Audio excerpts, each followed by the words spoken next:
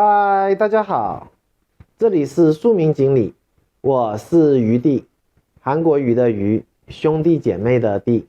很高兴大家能来看我们的视频。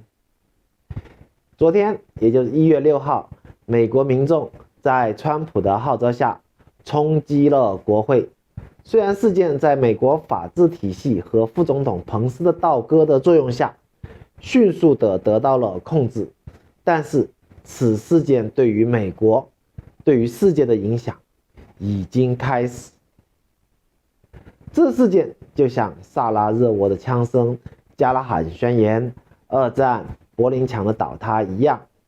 成为改变世界格局的一个重要导火索。无疑，这事件对于美国自二战以来一直输出的美式民主价值来说，绝对是沉重的打击。毕竟现在离二战过去已经70多年了，这个世界被美式民主的灌输洗脑也有这么多年，很多人也都麻木了。当然，很多人也已经被深深的洗脑，当成了理所当然的一种先进的文化或怎么样。我们现在就要问的是，美式民主真的是先进的吗？美式民主真的适合本国文化和国情吗？在过去的几年里，美式民主的优越性正在受到来自中国的体制和其他的各种模式的挑战。新冠病毒的大流行加剧了人们的焦虑，对于政府的不信任，让美国体制和特朗普政府的缺点暴露无遗。而这次川普支持者冲入国会的事件，无疑让全世界人民看到，他们曾经鼓吹或者说敌视的某些东西或者行为，瞬间的作用在自己身上的时候，是如何的双标，是如何的言不由衷。比如5年前台湾的太阳花学运，美国是如何的吹捧冲入立法院的年轻人的，又是如何的批评执政的马英九政府的。前年的香港反送中，美国众议院议长佩洛西的那句最美的风景线，现在全中国人都把这句话和这张照片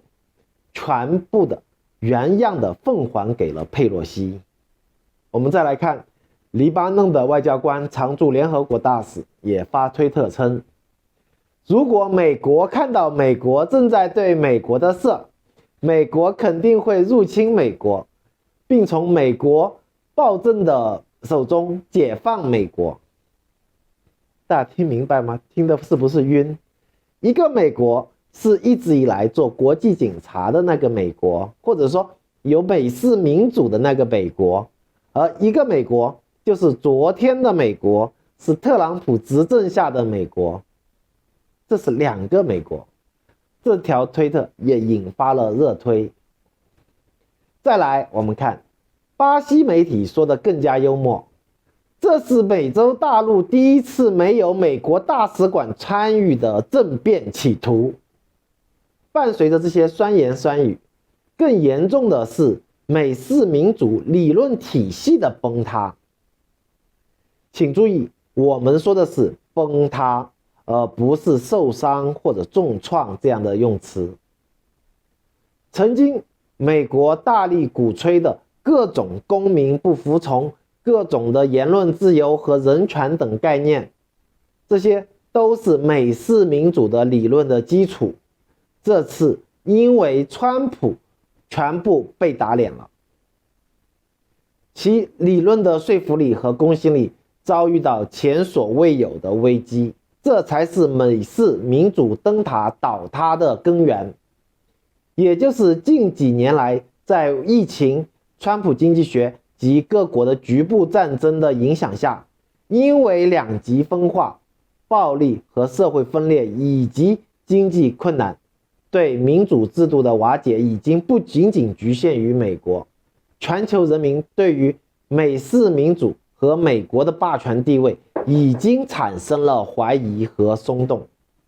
而这次川普支持者冲入国会的行为，彻底揭开了美式民主的虚伪和双标的真面目。当然，从昨天开始，美国及其附庸的媒体也开足了火力为美国的双标辩护。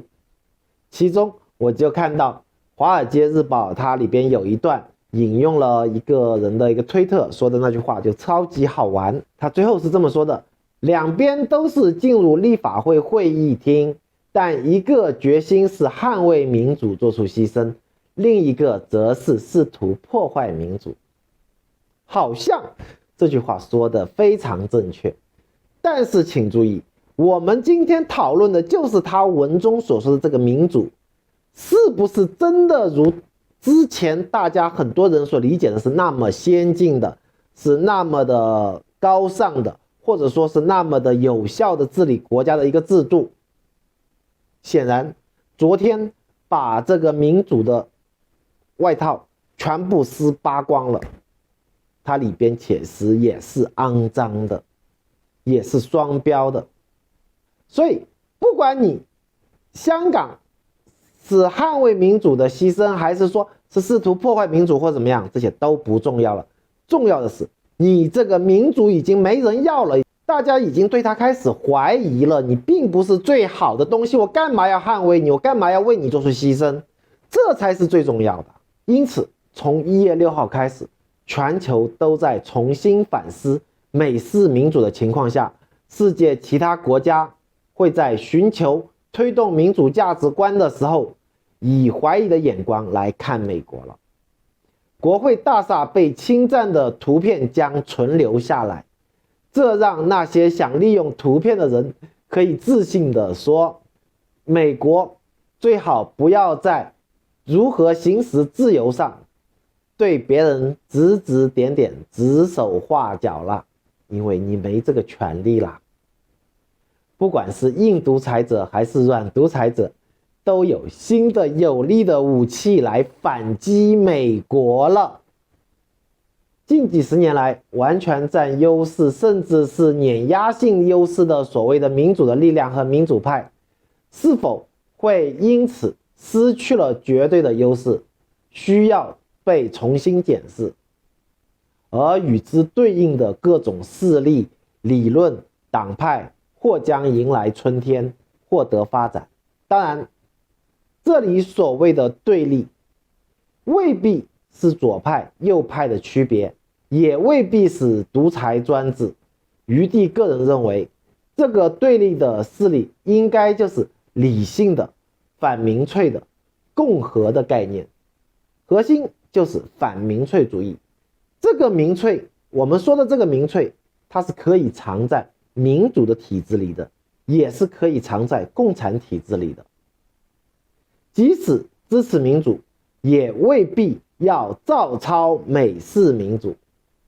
或者说是不再将其分为天条那样不可挑战、不容置疑了。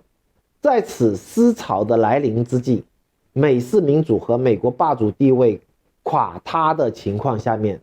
这个世界或许将会出现2战后那样的一个新一波的民主自主自觉的运动，也就是各个国家和民主根据自身的具体情况和文化历史的因素，打开原有的美式民主思维的一个禁锢，积极的寻求和尝试各种的国家制度和主义。这不像2战后2个对立阵营的2选1，也不是非黑即白或者先进与落后的一个选择，而是百花齐放，百家争鸣，真的有点像春秋战国时期的诸子百家和列国，各自选择实践，不用再仰望谁，只有满怀自信的自我实践才是走向光明的正途。人类社会的发展是动态的，在这个过程当中未必是前进的，它也可能是退步的。或许新冠病毒和川普就是上帝赐给人类的礼物，给了人类一次可以重新检视自我、重新出发的一个机会。好吧，我们今天就聊这么多。如果你觉得余弟我聊的还比较靠谱，你还听着比较在理，那就麻烦给点个赞，好吧？如果还没订阅我们宿命锦鲤的，也麻烦订阅一下。好，再见。